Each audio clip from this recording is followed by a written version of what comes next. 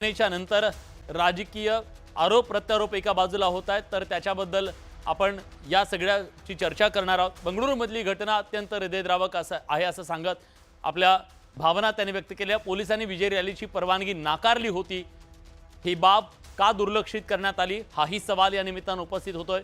विधान भवनातला सत्कार नियोजित नव्हता, मग तो का केला गेला, त्याच्या मागचं राजकारण काय आहे? ही कुरघोडीचं तर राजकारण नव्हतं ना, अशा प्रकारची चर्चा सुरू झाली आहे। मुख्यमंत्र्यांच्या अट्टहासामुळे हा सत्कार तिथं करण्यात आला का आणि त्यामुळे यंत्रणेवर ताण आला का, हा सवाल उपस्थित केला जातोय। चेंगराचेंगरीनंतर सुद्धा सत्कार सोहळा सुरू ठेवला गेला, ही कसली असंवेदनशीलता या निमित्तानं दाखवली गेली का?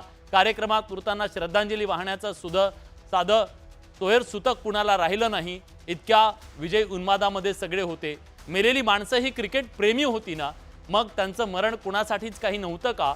चेंगराचेंगरीच्या माहितीनंतर ही कार्यक्रम रद्द का केला गेला नाही, हा सवाल आहे। फुकटच्या प्रसिद्धीसाठी सरकार सुद्धा असंवेदनशील बनलं का?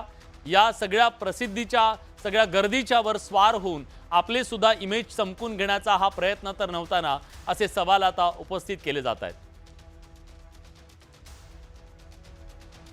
आपण जरा जाणून घेऊया नेमकं काय घडलं। बघा, कधी काय घडलं, कशी झाली बंगळुरूमधली चेंगराचेंगरी। बरोबर 4 वाजता चिन्नास्वामी स्टेडियमच्या बाहेर चाहत्यांची प्रचंड गर्दी जमली। त्याचं कारण होतं मोफत सगळ्यांना प्रवेश। 32,000 तिथली संख्या क्षमता, पण आले 6 ते 7 लाख लोक। 4:30 वाजता काय घडलं? 4:30 वाजता चाहत्यांनी स्टेडियम तुडुंब भरलं, क्षमता पूर्ण झाली त्याची। 32,000 तर बाहेर पण आत गेले, पण बाकीचे बाहेर राहिले। मग गेटवर प्रचंड गर्दी झाली। 4:45 वाजता काय घडलं? 4:45 वाजता स्टेडियम बाहेरच्या चाहत्यांना माघारी जाण्याची पोलिसांनी सूचना केली, पण मोठ्या आशेनं सगळे हे क्रिकेट प्रेमी आलेले होते, ते परत जाण्यासाठी तयार नव्हते आणि इथंच गोंधळ झाला। याच दरम्यान आणखी एक घटना घडली 4:45च्या नंतर। बरोबर 5 वाजता पुन्हा इथं चेंगराचेंगरीची घटना घडली। त्याचं कारण असं आहे की गेटवर जी लोक आलेली होती त्या लोकांनी परत जायला नकार दिला आणि मग स्टेडियमच्या बाहेर पोलिसांसोबत हुज्जत घालायला त्यांनी सुरुवात केली। तर या सगळ्याबद्दल आपण चर्चा करणार आहोत। आज या चर्चेत सहभागी होण्यासाठी आपल्यासोबत मान्यवर पाहुणे जोडले गेलेले आहेत। आपल्यासोबत आता या चर्चेत सहभागी होण्यासाठी माजी क्रिकेटपटू केदार जाधव आपल्यासोबत थोड्याच वेळात जोडले जाणार आहेत। आपल्यासोबत माजी रणजीपटू विनोद माने सुद्धा या चर्चेत सहभागी होत आहेत। आपल्यासोबत माजी पोलीस महासंचालक सुधाकर सुराडकर सर असणार आहेत। सर, स्वागत आहे तुमचं। आपल्यासोबत माहिती आयुक्त मकरंद रानडे सर सुद्धा जोडले गेलेले आहेत। गर्दी नियंत्रणातले महाराष्ट्रातले ते तज्ज्ञ म्हणून सुद्धा ओळखले जातात। आपल्यासोबत इव्हेंट मॅनेजमेंट एक्सपर्ट स्वप्नील रास्ते सुद्धा जोडले गेलेले आहेत। स्वप्नीलजी, स्वागत आहे तुमचं। आणि स्टुडिओत माझ्यासोबत माझे सहकारी प्रतिनिधी अमित मोडक सुद्धा जोडले गेलेले आहेत, तुमचंही स्वागत।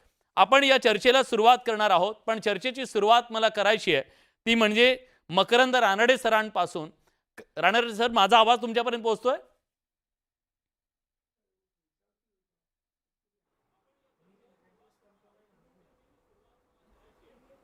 बरं, रानडे सरांपर्यंत माझा आवाज पोहोचत नाहीये, पण आपल्यासोबत सुराडकर सर जोडले गेलेले आहेत। सुराडकर सर, आज जी घटना घडलेली आहे, 11 जणांना जो जीव गमवावा लागला, तुम्हाला काय वाटतं, चूक कुठे झाली? घटना अत्यंत दुर्दैवी आणि दुःखद आहे आणि सुरुवातीला आपण सर्वांना श्रद्धांजली अर्पण करूया। हो, माझं अगदी स्पष्ट मत आहे की नियोजन पोलिसांकडून योग्य प्रकारे झालेलं नाही आणि याचं मुख्य कारण हे की पोलिसांमध्ये हे दम नाही की राजकीय पुढाऱ्यांना सांगावं की आम्हाला वेळ हवा, इतक्या कमी वेळात आम्ही करू शकत नाही। कारण एवढ्या मोठ्या प्रमाणावर बंदोबस्त करायचा तर प्लॅनिंग करावं लागतं, वेळ लागतो। जसं आपण मुंबईमध्ये झालेले बघितलेले आहेत। मुंबईमध्ये कित्येक मोठे मोठे असे प्रसंग आलेले जिथे झालेले आहे आणि गोंधळ झाला नाही, कोणी मेलं नाही, चेंगराचेंगरी झाली नाही। तर हे जेव्हा आपण लक्षात घेतलं आणि बघितलं, तर इथे मी पोलिसांना दोष देईन की त्यांनी राजकीय पुढाऱ्यांना ठणकावून सांगितलं नाही की थोडा वेळ आम्हाला द्या. दुसरं, राजकीय पुढाऱ्यांनाही दोष देऊन हा की त्यांनी अगदी त्याचा फायदा घेण्यासाठी, फायदा उठवण्यासाठी सर्व हे घडून आणलेलं आहे. हा. आणि पोलिसांना पण जे एक स्वातंत्र्य द्यायला पाहिजे, त्यांचं ऐकून घ्यायला पाहिजे, ते ऐकलेलं दिसत नाही. बर तर दोष पोलिसांचाही आहे, राजकारण्यांचाही. आणि आज सर्व देशभर असंच झालेलं आहे हो हो की श्रेय कोणाचं आणि कोण घ्यायला बघतं. राजकीय मंडळी कुठल्याही पक्षाची असोत, श्रेय घ्यायला बघतातच. आणि दुसरं काय झालंय की सामान्यपणे सर्वच जनतेमध्येच शिस्त ही राहिलेली नाही. जसं आपण बघितलं तर आधी लोक क्यू बरोबर लावायचे, व्यवस्थित करायचे. आता सर्व गोंधळ होतो, इतका जो गोंधळ होतो हा. की मग नियंत्रण करणं होतं. आणि लाठीचार्ज वगैरे झाल्यानंतर काय होतं की जी लोक मध्ये चेंगरल्या जातात, पुढच्यांना मागे जाता येत नाही, मागचे पुढे येत राहतात. हो हो तर हे करण्याकरता नियोजन करणं फार आवश्यक आहे की असा गोंधळ झाला तर लोक कसे बाहेर पडतील, कुठे जातील, याचं पण नियोजन करायला पाहिजे. तर एकंदरीत सर्व बघितलं तर मला वाटतं दोष सर्वांनाच देईन मी. बरोबर आहे. तुम्ही म्हणताय पोलीस सुद्धा तितकेच दोषी आहेत आणि राजकीय व्यवस्था सुद्धा दोषी आहे. पण या सगळ्यामध्ये मला अमित मोडक यांना विचारायचं, अनेक आतापर्यंतचे इव्हेंट तुम्ही असे बघितलेले आहेत, कव्हर केलेले आहेत. या इव्हेंटमध्ये साधारणपणे तुम्हाला असं वाटतं की हे सगळे राजकीय बळी आहेत? असं म्हणायला खूप मोठी वाव आहे. विलास, आपण या पूर्ण प्रकरणाकडे एक वेगळ्या दृष्टीनं बघितलं पाहिजे की कर्नाटक सरकारसाठी गेल्या त्यांचं सरकार आल्यानंतर हा सर्वात मोठा सेलिब्रेशनचा इव्हेंट होता. आतापर्यंत त्यांची सर्व कामगिरी आणि बघितलं तर एक कॉन्ट्रोवर्सीमध्ये राहिलेलं सरकार होतं आणि पहिल्यांदा त्यांना असं काहीतरी मिळालं की आपण हे सेलिब्रेट करूया. आणि हे फक्त त्यांच्यासाठी नव्हतं. 18 वर्षानंतर RCBची टीम विजेतेपद मिळवतं. विराट कोहली 18 वर्षानंतर IPL जिंकतो. हा फक्त एक बेंगळुरू किंवा कर्नाटक पुरता मर्यादित विषय नव्हता. तर पुण्यात देखील मोठमोठ्या रॅलीज निघाल्या होत्या, नागपूरमध्ये रॅलीज निघाल्या होत्या, दिल्लीमध्ये आनंदोत्सव साजरा केला होता. त्यामुळे ही टीम जेव्हा बँगलोरमध्ये दाखल होईल तेव्हा प्रचंड मोठ्या प्रमाणात फॅन्स रस्त्यावर उतरणार. हे सांगायला कुठल्याही अशा अक्कलवान माणसाची गरज नाही. काल रात्री तिथं दिवाळीसारखं सेलिब्रेशन सुरू होतं आणि स्वाभाविक आहे. हा म्हणजे वर्ल्ड कप पेक्षा जास्त हे सेलिब्रेशन चालू होतं. हो. परंतु यांच्या भावना खूप वेगळ्या होत्या ना. 18 वर्षानंतर काहीतरी मिळतंय. आता तो आपण जर बघितलं की माझ्या हातात एक शेड्यूल आहे, मी थोडक्यात तुला शेड्यूल सांगतो विलास. की 1:30 वाजता एअरपोर्टवर टीम येणार होती. त्याच्यानंतर 4 ते 5 कर्नाटकचे मुख्यमंत्री विधानसभेत त्यांचं स्वागत करणार होते. त्यानंतर 5 वाजता ही टीम विधानसभेतून त्या ओपन बसमध्ये निघणार होती आणि त्यानंतर ती टीम चिन्नास्वामी स्टेडियमला येणार होती आणि तिथे उपमुख्यमंत्री स्वागत करणार होते. आता हाच मोठा प्रश्न आहे, पहिले विधानसभेत तुम्ही का जाता? तिथं स्वागत साधारणतः 2 ते 3 तास हे इथे गेलेले आहेत. आणि दुपारपासून जेव्हा आपण ही बातमी फॉलो करत होतो, गर्दी वाढताना दिसत होती. आणि इतक्या मोठ्या प्रमाणात गर्दी वाढत होती तेव्हाच जे आपण म्हणतो ना की एक प्रिकॉशन घ्यायला पाहिजे की तुम्ही मेट्रो थांबवली, तुम्ही लोकांना आव्हान करताय, तर ते प्रिकॉशन घेण्यात आलं नाही आणि उलट ही वेळ लांबवण्यात आली. आता जे लांब प्रेक्षक होते स्टेडियम पासनं, त्यांची अपेक्षा काय होती की हा जो विराट कोहली आणि जी जिंकलेली टीम आहे ही एका ओपन बसमध्ये बसेल, स्टेडियम मधनं निघेल आणि आम्हाला दिसेल. त्यामुळे ज्यांना स्टेडियम मध्ये जाता आलं नाही ते इथे गर्दी करत होते आणि काही लोक हे स्टेडियमच्या गेटवर करत होते. पण 2 इव्हेंटची गरज काय होती हा पहिला प्रश्न. गर्दी वाढते ती थांबवण्यासाठी पोलिसांनी योग्य वेळी कुठलेच उपाय केले नाही. आणि सर्वात भयानक जे माझं ऑब्झर्वेशन आहे, सुराळकर सर त्यामध्ये काही असेल तर सांगतील, प्रत्येक वेळेस मॅनेजमेंट म्हणजे पोलीस काय करत होती तर जे लोक पुढे उभे आहेत त्यांना काठ्या मारत होती. आपण जे म्हणतो सौम्य लाठीचार्ज, पण ते रस्त्यावर पण आपटत नव्हती, ते थेट त्यांना मारत होती. आता तुम्ही पुढच्या गर्दीला जर लाठी मारताय तो मागे जाणार, पण मागच्याला मागे जायला जागा नाहीये. आणि गेटवर काय घडलं, गेट नंबर 3, 4, 7 आणि 10 या 10 गेटवरची तुम्ही गर्दी बघितली, तिथं हेच झालं की पुढच्या लोकांना जेव्हा पोलीस हटवण्यासाठी लाठीचार्ज करायला लागली ते जेव्हा वेगाने मागे ढकलल्या गेले आणि त्यांना मागे जागा दिसत नाहीये. बघा आपण दृश्यात सुद्धा दाखवूया, मागे त्यांना जायलाच जागा नाही. त्यांना जागा नाही, ते ज्यांच्या अंगावर जातात त्यांना जागा नाही, आणि त्यांच्या मागे जे उभे आहेत त्यांना काय होतं ते माहितीच नाही. आणि या सर्व अफरातफरीमध्ये हे सर्व घडलेलं आहे. जिथे 2 लाख लोक एक्सपेक्ट होते तिथे 5 ते 6 लाख लोक आली असं पोलीस म्हणतायत. परंतु हे पहिल्याच दिवशी एक्सपेक्ट असायला पाहिजे तुम्हाला की जर ही टीम रस्त्यावर येणार असेल तर किती लोक येतील. मला असं वाटतं की पूर्णपणे जे अँटिसिपेशन असते की काय केलं पाहिजे त्याचा हे आहे. आणि 18 वर्षानंतर मिळालेलं जे यश होतं त्याला हे एवढं मोठं गालबोट लागलं ना की इथून पुढे हा कप जेव्हा जेव्हा हे विजेतेपद आठवेल तेव्हा तेव्हा त्याला या मृत्यूची, या शोककळेची झळ देखील असेल. निश्चितच. आणि हे सगळ्या क्रिकेटवर प्रेम करणाऱ्या प्रत्येकासाठी दुर्दैवी बाब आहे, कारण आज क्रिकेट प्रेमींचा जीव गेलाय. स्वप्नील रास्ते इव्हेंट मॅनेजमेंट एक्सपर्ट आपल्या सोबत आहेत, आणि मकरंद रानडे सर जोडले गेलेले आहेत आपल्यासोबत. मकरंद सर, माझा आवाज तुमच्यापर्यंत पोहोचतोय? हॅलो. हा मकरंद सर, माझा आवाज पोहोचतोय तुमच्यापर्यंत? हॅलो, मला आवाज स्पष्ट येत नाहीये. हॅलो. हा मकरंद सर, येतोय आवाज? येतोय? हा सर. हो हो, येतोय. खरं तर मकरंद सरांची ओळख मी पुन्हा एकदा करून देतो महाराष्ट्राला. गर्दी नियंत्रणातले महाराष्ट्रातले तज्ज्ञ म्हणून त्यांच्याकडे ओळखलं जातं. त्यांनी आत्तापर्यंत जे महाराष्ट्रातले प्रमुख इव्हेंट होते, विशेषतः कुंभमेळ्यासारखा इव्हेंट असेल जिथं कोटीनं लोक एकत्र येतात, अशा इव्हेंटचं योग्य मॅनेजमेंट त्यांनी आत्तापर्यंत केलेलं आहे. त्यामुळे आज त्यांचं एक्सपर्टीज ज्या विषयात आहे ते आपल्याला सांगतील या सगळ्याबद्दल.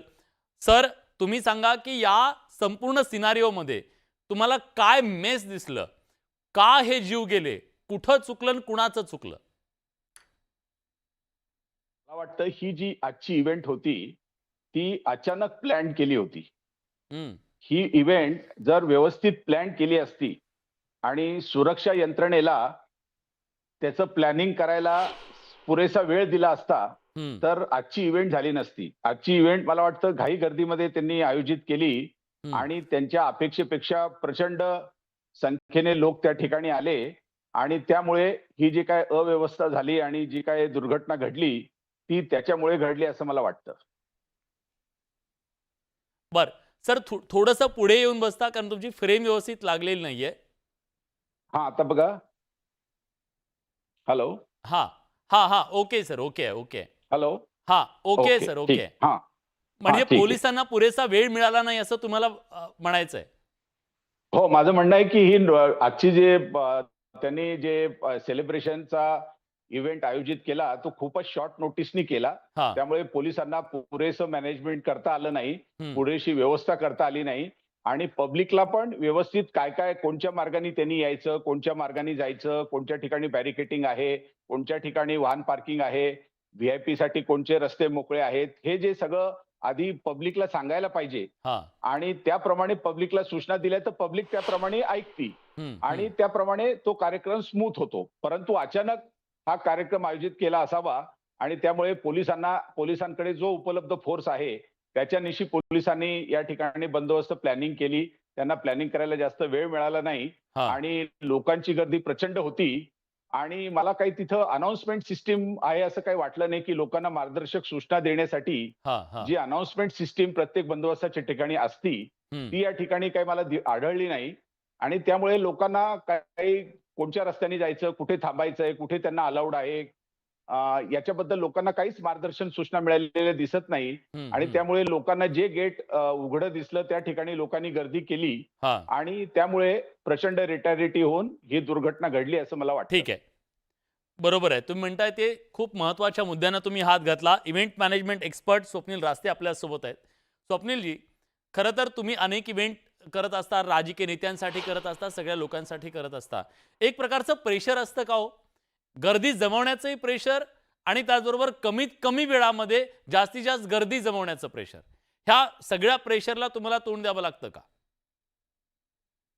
प्रेशर नक्कीच असतं, परंतु एवढंही असं काही प्रेशर नसतं की गर्दी जमवली पाहिजे किंवा गर्दी जमली असेल. सगळ्यात मोठं प्रेशर असतं की गर्दी जमली तर ती नियंत्रणात कशी राहिली पाहिजे, हे सगळ्यात मोठं. आणि त्याच्यासाठी तुम्ही काय प्लॅनिंग करता? कारण एखादा इव्हेंट सक्सेसफुल होणं म्हणजे त्याला कुठलं गालबोट न लागणं हे सुद्धा असतं. 18 वर्ष जितक्या. अगदी बरोबर. अगदी बरोबर. ही महत्वाची गोष्ट असते, ज्याला डिझास्टर मॅनेजमेंट आपण अलीकडच्या काळामध्ये म्हणायला लागलेलो आहोत, ती डिझास्टर मॅनेजमेंट इव्हेंटमध्ये अत्यंत महत्वाची असते. बर, आपल्यासोबत विनोद माने आहेत, माझी रणजीपटू. विनोदजी, आज ते दृश्य प्रत्येक क्रिकेट प्रेमीच्या मनाला ठेच पोहोचवणारं होतं.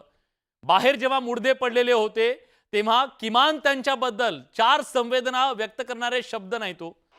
ते क्रिकेटवर प्रेम करणारी माणसं होती सगळी, आणि क्रिकेटवर प्रेम करणाऱ्या त्या माणसांचे बाहेर जीव गेलेले असताना हा इव्हेंट कसा काय होऊ शकतो आतमध्ये? तुम्हाला वाईट वाटतं एक क्रिकेट प्रेमी म्हणून, खेळाडू म्हणून? फारच दुर्दैवी घटना म्हणायला लागेल. एकंदरीत कार्यक्रम कसा असावा आणि बाहेर एवढी पब्लिक येणार आणि हे सगळ्यांना माहिती आहे. आणि आत्ता सुरडकर साहेब बोलले, रानडे साहेब बोलले की म्हणजे इतक्या लवकर हा कार्यक्रम करणं आवश्यक होतं का? बरोबर बरोबर, हा माझा पहिला प्रश्न.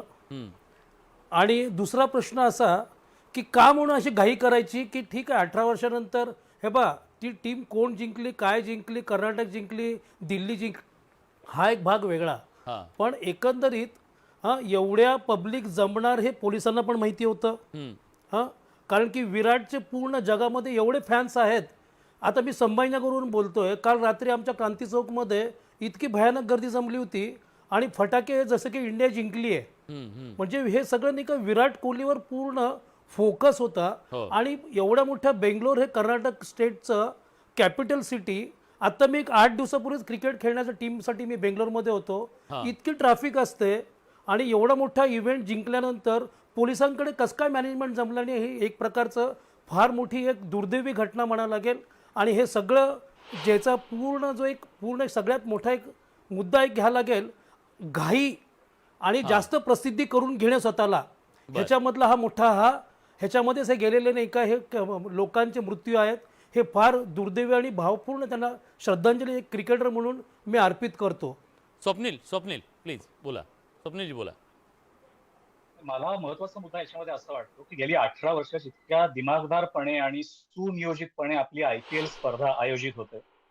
एक ग्लॅमरस असं स्वरूप त्याला आलेलं आहे आणि त्याची जिंकल्यानंतर पुढच्या दिवशी ही जी काही दुःखद घटना घडली आहे ह्याचं खरं आश्चर्य वाटतं. कारण काय मगाशी मी तिन्ही मान्यवरांचं बोलणं ऐकलं, त्याच्यामध्ये मकरंद रानडे सरांचा तुम्ही परिचय जो करून दिलात की गर्दी नियंत्रण करण्यासाठी ते एक्सपर्ट आहेत, तर असे गर्दी नियंत्रण करण्यासाठी असा कुठला एक्सपर्ट त्या ठिकाणी बसवला गेला होता का? त्याच्याकडनं कुठल्या प्रकारे गायडन्स घेतला गेला? किंवा अजून महत्वाची गोष्ट म्हणजे काल रात्री 11-11:30 माझ्या मते स्पर्धा संपली आहे. त्याच्यानंतर पुढच्या 12 तासामध्ये एवढ्या प्रचंड मोठ्या रॅलीचं नियोजन होतं का? कुठल्याही गोष्टीला प्लॅनिंग लागतं आणि इव्हेंटचं प्लॅनिंग हे अत्यंत गरजेचं आहे. आणि कुठल्याही इव्हेंटमध्ये प्लॅनिंग हे सगळ्यात महत्वाची गोष्ट म्हणजे पब्लिक मॅनेजमेंट ती सगळ्यात पहिले बघितली पाहिजे. कुठलाही मेगा इव्हेंट ज्यावेळेस असतो त्यावेळेस त्याची सिक्युरिटी बघितली पाहिजे. त्याच्यामध्ये कुठल्या प्रकारे आपण त्याचं रोडमॅप असतो, कुठल्या जागेवर रॅली जाणार आहे, कशा प्रकारे सिक्युरिटी अरेंज केलेली आहे. फक्त पोलिसांना दोष देण्याचा अर्थ नाही, संपूर्ण व्यवस्थापन हे दोषी धरायला हरकत नाही. कारण फक्त पोलीस किती बघणार, पोलीस हे व्यवस्थापनाकरता नसतं, फक्त सिक्युरिटी ठेवण्याकरता असतात. त्याच्या मागचं इव्हेंटचं जे नियोजन मुद्दा मांडला ना, मला तोच आम्ही त्यांना विचारायचा आहे. इतक्या कमी वेळामध्ये हे सगळं नियोजन करावं अशी अपेक्षा पोलिसांकडून ठेवण्यात आली, पण मोटिव्ह काय? इतक्या कमी वेळामध्ये नियोजन करणं, इतक्या कमी वेळात हे सगळं करणं, जी लाट आता निर्माण झालेली आहे त्या विजयी इव्हेंट नंतर किंवा विजयी क्षणांच्या नंतर, ती लाट एनकॅश करण्याचा हा प्रयत्न आहे. अगदी योग्य बोललाय विलास. मला तेच म्हणायचंय की हा स्पोर्ट्स इव्हेंट नव्हताच, हा पॉलिटिकल इव्हेंट करण्यात आला. दोन ज्या पद्धतीने वेगवेगळ्या ठिकाणी इव्हेंट झाले आणि स्टेडियम मध्ये जो इव्हेंट झाला जिथे उपमुख्यमंत्री DK शिवकुमार ज्या पद्धतीने स्वतः कप घेऊन उचलतायत, जर ती दृश्य आपण दाखवू शकलो आपल्या प्रेक्षकांना त्यांनी जिंकलाय. त्यांनी जिंकलाय, त्यांना तो मोमेंट इनकॅश करायचा होता. यामध्ये क्लिअर कट 2 CM आणि DCM मधली जी इंटरनल रायव्हरी आहे ती आपल्याला दिसून येते की तिथे सेंटर स्टेज DK शिवकुमार घेत आहेत आणि विधानसौधा म्हणजे विधानसभेत जो कार्यक्रम झाला तिथे सेंटर स्टेज CM घेत आहेत. हे यांनी आधीच ठरवलं होतं. यांना त्या लाखोची गर्दी, त्यांचं मॅनेजमेंट, तिथं कोणी मरणार याच्याशी काही घेणं देणं नव्हतं. ही आयती आलेली गर्दी आहे. इथं आपण इव्हेंट मॅनेजमेंट वाले बोलावलेत, ते इव्हेंट मॅनेज करायला लागतात. इथं त्यांना माहिती होती की मला फुकटात लाखोची गर्दी मिळणार आहे. या गर्दीच्या समोर सेंटर स्टेजला मी कसा असेल आणि हा इव्हेंट झालाच पाहिजे. आता सर्वजण म्हणतायत की लगेच दुसऱ्या दिवशी का घेतला. यामध्ये महत्वाच्या 2 ते 3 गोष्टी आहे. पुढच्या 2 ते 3 दिवसात टीम इंडिया ही इंग्लंडसाठी रवाना होणार आहे. यातले काही प्लेयर्स जाणार. या टीम मधले जे फॉरेन प्लेयर्स आहेत ते पण इतके दिवस इथे थांबणार नाहीत. पुढच्या सगळ्या ज्या एंगेजमेंट आहेत ते बघून यांनी घाई केली, कारण यांना पॉलिटिकल इव्हेंट करायचा होता. आणि पॉलिटिकल इव्हेंट म्हटल्यावर गर्दीला कोण थांबवणार. जास्तीत जास्त गर्दी पाहिजे होती. जर पॉलिटिकल इव्हेंट नसता तर सगळ्यांनी सांगितलं असतं की 2 दिवसांनी कार्यक्रम घ्या, त्याच्यानंतर आपण काय करायचं बघू. जेव्हा पोलिसांनी वेळ मागितला असता, सरळ सरळ दिसतंय की सिद्धरामय्या आणि DK शिवकुमार 2 ठिकाणी इव्हेंट घेत आहेत. पोलिसांवर 2 वेगवेगळ्या ठिकाणी मॅनेजमेंट करायची वेळ आली. विलास, विधानसभा मॅनेज करा, चिन्नास्वामी स्टेडियम मॅनेज करा, आणि जो 8 ते 10 किलोमीटरचा जो स्ट्रेच आहे ना रस्त्याचा, जिथून फॅन्स येत होते ते तिकडेच थांबले. 5-6 लोक थोडी, 5-6 लाख लोक स्टेडियम पर्यंत पोहोचू पण शकले नाही. गेटवरची गर्दी ही काही हजारांची होती आणि ते मॅनेज करायचं प्लॅनिंग. एक व्हिज्युअल्स आलेत आपल्याकडे, मला वाटतं त्याच्याबद्दल सुद्धा बोलूया आपण. या चेंगरा चेंगरीच्या नंतर स्टेडियमच्या बाहेर नेमकी काय स्थिती असेल याचा अंदाज आपल्याला येऊ शकतो. बघा, चपलांचा खच पडलेला आहे, माणसं उचलून हॉस्पिटलमध्ये नेलेली आहेत, माणसांची अवस्था काय झाली असेल याचा अंदाज आपण बांधू शकतो. पण हे सगळं कशासाठी, हा सवाल या निमित्तानं निर्माण होतोय. रानडे सरांना मला विचारायचं आहे. रानडे सर, बरोबर आहे, राजकीय नेत्यांना आज जर गर्दी जमवायची असेल तर त्याच्यासाठी मोठा पैसा खर्च करावा लागतो, वेळ द्यावा लागतो, आणि हे सगळं करून काहीतरी करून गर्दी जमवावी लागते. इथं तर फुकटची गर्दी, लोकांचा उत्साह सगळंच होतं. तिथं आपल्याला चमकून घेण्याची ही जी संधी मिळाली, ती संधी साधण्यासाठी म्हणून हे झालं का, एक मुद्दा. आणि खरंच पोलीस नाही बाबा असं म्हणू शकतात का हो, आणि म्हणलं तर ते ऐकतात का हो? मला याच्यामध्ये एक नवीन मुद्दा चर्चेमध्ये आणायचा आहे की आपल्याकडे मुंबईला नेहमी क्रिकेट मॅचचं रिसेप्शन होत असतं. भारताने वर्ल्ड कप जिंकला, भारताने T20 कप जिंकला, वेगवेगळ्या मॅच जिंकल्या, तर त्याच्याबद्दल मुंबईमध्ये सेलिब्रेशन होतं. तर मुंबईमध्ये काय केलं जातं की विमानतळापासून ते कार्यक्रमाच्या स्थळापर्यंत या प्लेयरची उघड्या बसमधून प्रोसेशननी त्यांना कार्यक्रमाच्या ठिकाणी नेलं जातं. म्हणजे जे हजारो लाखो चाहते आहे की ज्यांना त्या स्टेडियम मध्ये जायला शक्य नाही, परंतु सगळ्या चाहत्यांना आपल्या स्टार खेळाडूंना जवळून बघण्याची इच्छा असते. तर ज्या वेळेला मोठ्या एक 10 किलोमीटर 5 किलोमीटर रोडवरून आपण त्यांना उघड्या बसमधून विजेत्या टीमला आपण कार्यक्रमाच्या ठिकाणी नेतो, तेव्हा लाखो चाहते रस्त्याच्या दुतर्फा त्यांचं स्वागत करतात आणि त्यांना जवळून बघण्याची त्यांना संधी मिळते. असं जर त्यांनी केलं असतं तर स्टेडियम मध्ये एवढी गर्दी झाली नसती, स्टेडियमच्या गेटवर एवढी गर्दी झाली नसती. सगळ्या फॅनला रस्त्याच्या दुतर्फा राहून शिस्तबद्ध पद्धतीने आपल्या चाहत्या खेळाडूंना जवळून बघण्याची संधी मिळाली असती आणि ही दुर्घटना टाळता आली असती. नेहमी आपल्याकडे बघतो मुंबई पोलीस अत्यंत उत्कृष्टपणे याचा बंदोबस्त करतात आणि मुंबईमध्ये कुठलाही गालबोट न लागता क्रिकेटच्या टीमचं जल्लोषामध्ये रिसेप्शन होतं. तसं बेंगलोरला करता आलं असतं तर आजची दुर्घटना घडली नसती असं मला वाटतं. आपण ते दृश्य पुन्हा एकदा दाखवूयात. तुम्ही जो म्हणालात की DK शिवकुमार तिथं गेले आणि त्यांनी आता बघा ते म्हणजे तिथं चमकून घेण्यात तो कप असा उचलला जसं की हेच विजेते आहेत. म्हणजे ही जी गोष्ट आहे त्याच्याबद्दल मला खरं तर विचारायचं आहे. विनोद माने माजी रणजीपटू आपल्यासोबत आहेत. राजकीय नेत्यांची ही जी चमकोगिरीची हौस आहे ना, ती हौस सुद्धा या निमित्तानं जीवावर बेतली असं म्हणायचं का? 100%. कारण की खेळले कोण आणि कप उचलतंय कोण, हा एक फार मोठा, म्हणजे ह्याला एक दुर्दैव म्हणायला लागेल की खेळणारे कप काल विसरून घेतला, पण जल्लोष पण झाला, पण ह्यांना दाखवायचं होतं की आम्ही कप घेतलेला आहे. आणि सुरुवात म्हणजे आता रानडे साहेब जे बोलले, मुंबईमध्ये चॅम्पियन ट्रॉफी झाली, आपलं वर्ल्ड कपचं हे झालं की तिथला जो मेन सिक्युरिटी जे आपले अधिकारी आहेत त्यांच्याशी बेंगलोर पोलिसांनी आयुक्तांनी ह्याच्याशी चर्चा करायला पाहिजे होती की असा आम्ही कार्यक्रम आयोजित करतोय, तर तुम्ही तुमचं सहकार्य थोडं आम्हाला द्या.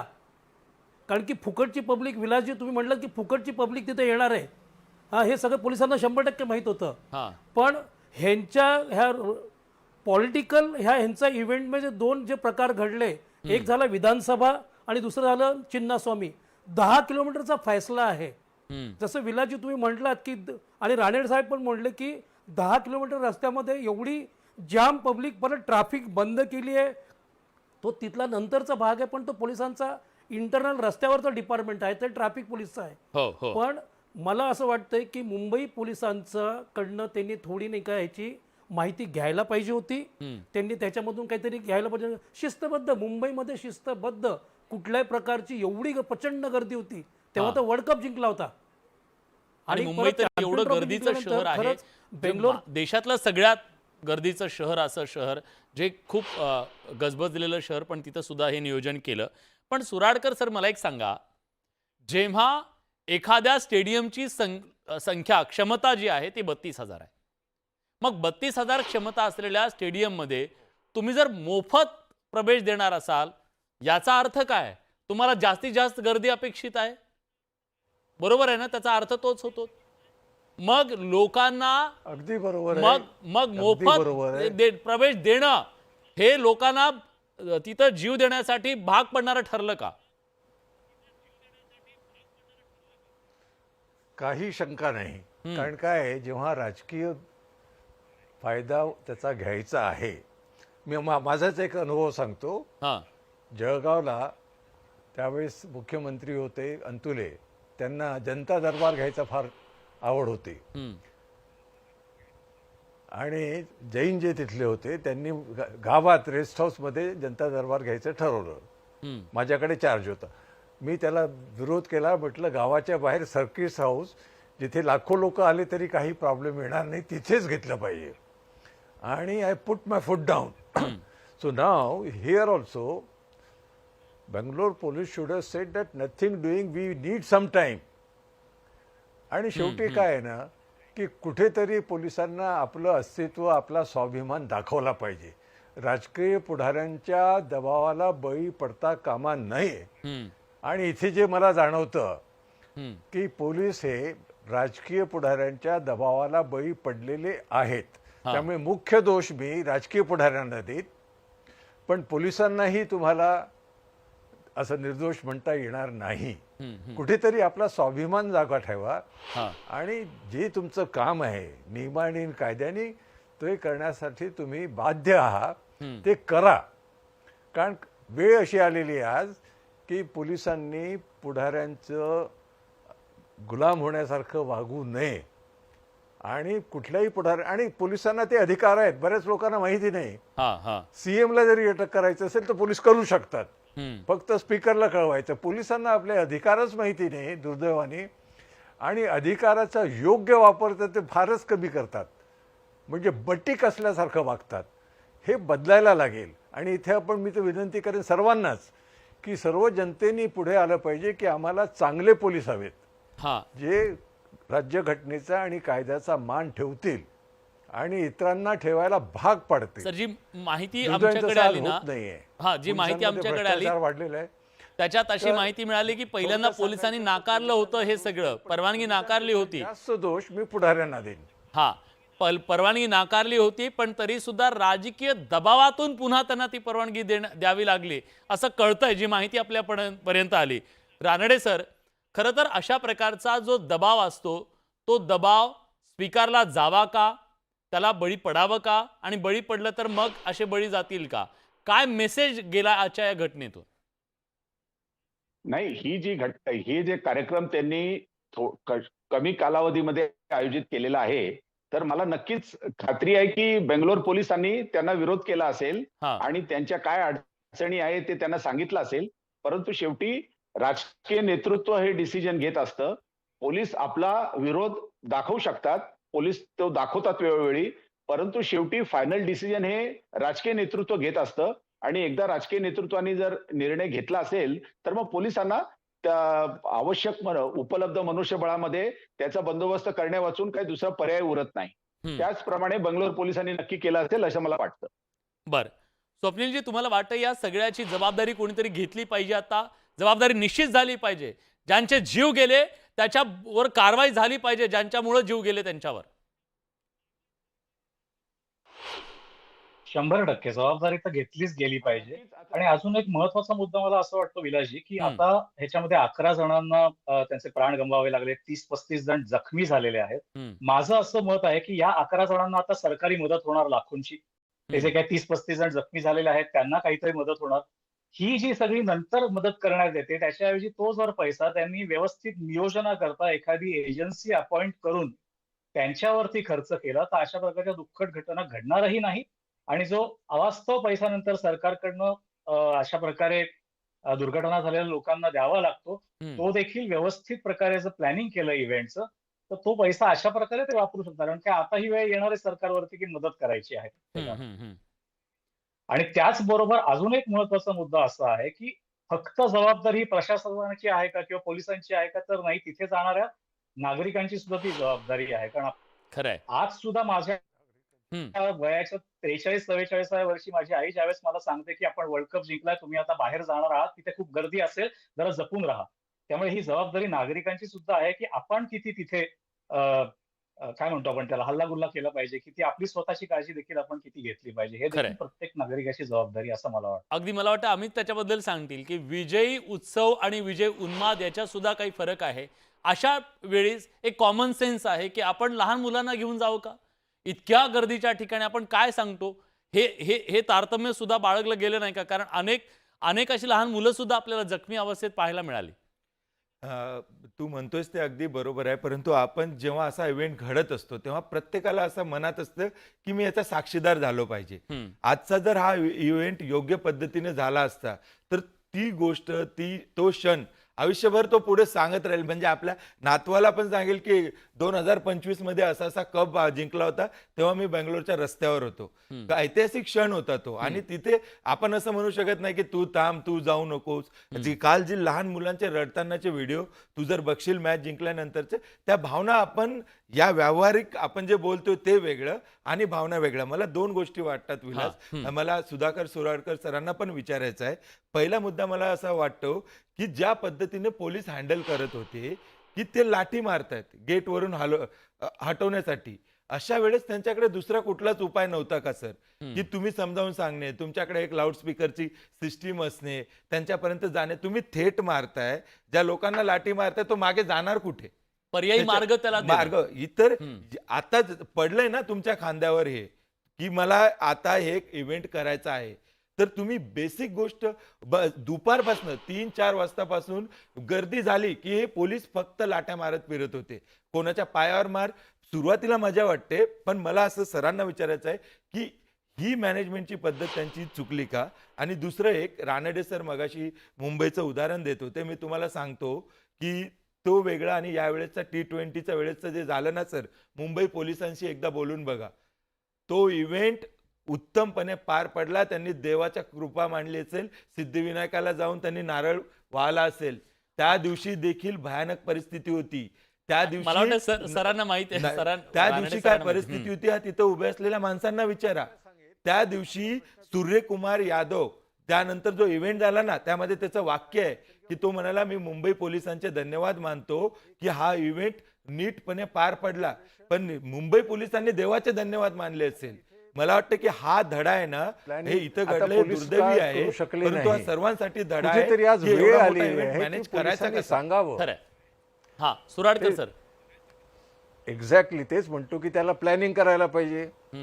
म्हणजे लोकांना कसं राहतील, कुठे राहतील, जर गर्दी झाली तर कुठे जाता येईल त्यांना, कुठे पर्यायी मार्ग आहे, काय करायचं. तर लोकांना पण समजून सांगितलं नाही की असा असा प्रसंग आहे, हा रस्ता बंद आहे, इथे गर्दी झाली तर कुठे जायचं, काय करायचं. म्हणजे जे समन्वय पाहिजे सामान्य लोकांमध्ये आणि पोलिसांमध्ये, तो समन्वयाचा अभाव अगदी स्पष्ट दिसतो. तर प्लॅनिंग नाही, प्रिपरेशन नाही, आणि मग then you have to proceed. So unless you follow these 3 stages, planning, preparation and proceed, तर यामध्ये असं अगदी स्पष्ट जाणवतं आणि दिसतंय की यातलं काहीही झालेलं नाहीये. बरोबर. आणि त्याचा परिणाम म्हणून ह्या सगळ्या लोकांचे जीव गेले. लोकांची पण काही जबाबदारी आहेच आहे. तर इथे हे सर्व आणि सर्वांनाही समजून घेतलं पाहिजे. सर्वांची आपापली जबाबदारी, पोलिसांची जबाबदारी, पुढाऱ्यांची जबाबदारी, जनतेची जबाबदारी आहे. पण हे जे काही झालंय, मी सर्वात जास्त दोष देईन पुढाऱ्यांना, नंतर पोलिसांना आणि मग जनतेला.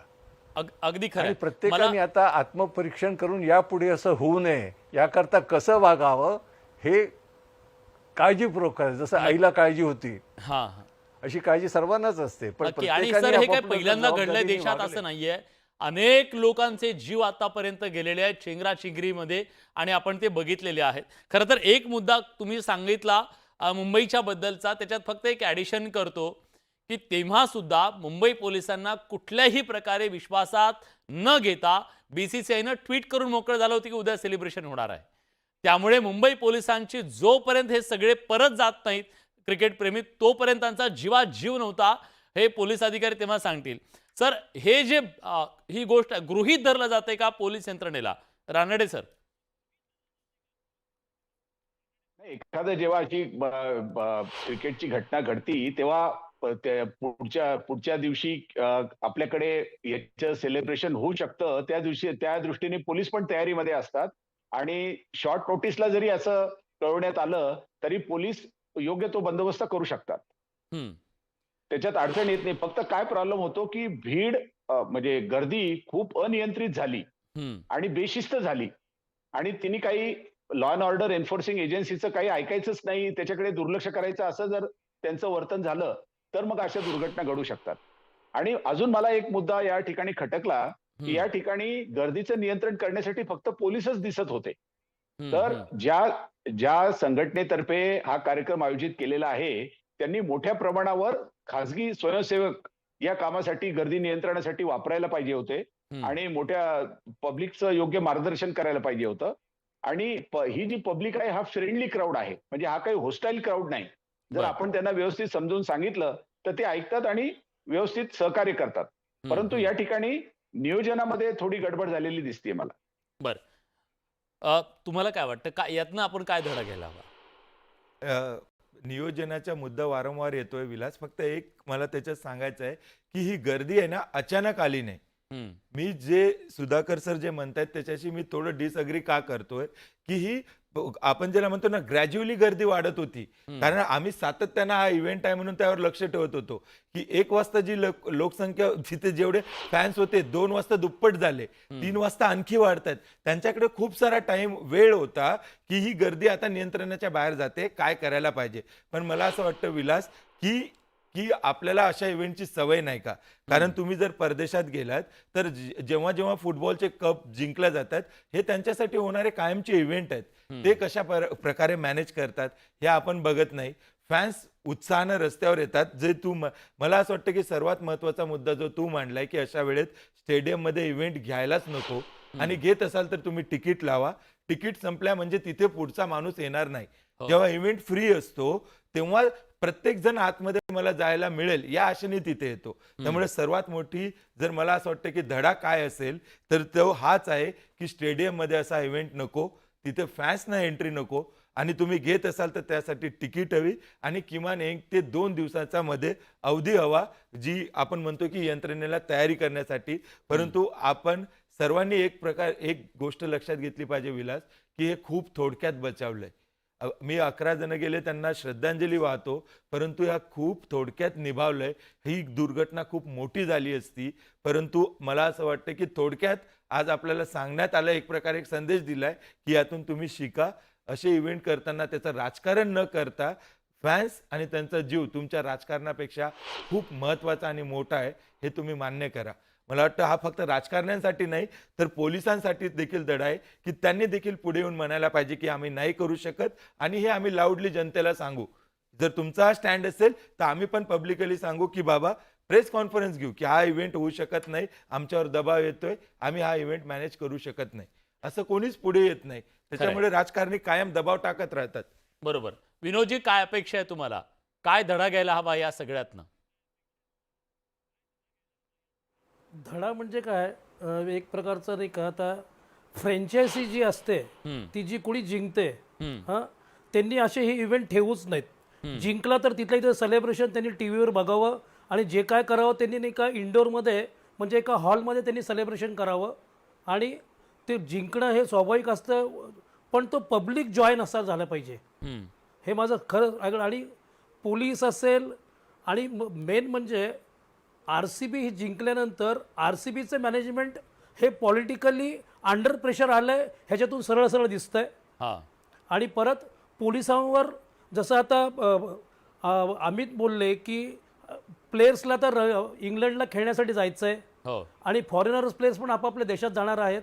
ही पडलेली घाई ही नाही का ह्या दुर्दैवी घटनेला सगळ्यात मोठं कारण आहे. आणि ह्याच्यापुढे कुठल्याही फ्रँचायझीनी कुठल्याही जिंकलेलं असेल तर त्यांच्या त्या सिटीजमध्ये त्यांनी असं हे सेलिब्रेशन करायला नाही पाहिजे. आणि त्याला आता पूर्ण गव्हर्नमेंटनी स्टेट गव्हर्नमेंट आणि सेंट्रल गव्हर्नमेंटने परमिशन देऊ नये, हे माझं ठाम व्यक्त आहे. अगदी महत्त्वाचं तुम्ही बोललेलं आहात. या सगळ्यातनं आपण धडा घेणं गरजेचं आहे. आणि अमित म्हणाले तसं राजकारण चमकून घेण्याची जी घाई राजकीय नेत्यांना असते, फुकटच्या गर्दीवरती स्वार होण्याची जे त्यांना सवय लागलेली आहे, त्या सगळ्यातून बाहेर येऊन इथल्या सामान्य माणसाच्या जीवाचं मोल जपणं आणि ते जाणणं सुद्धा तितकंच गरजेचं आहे.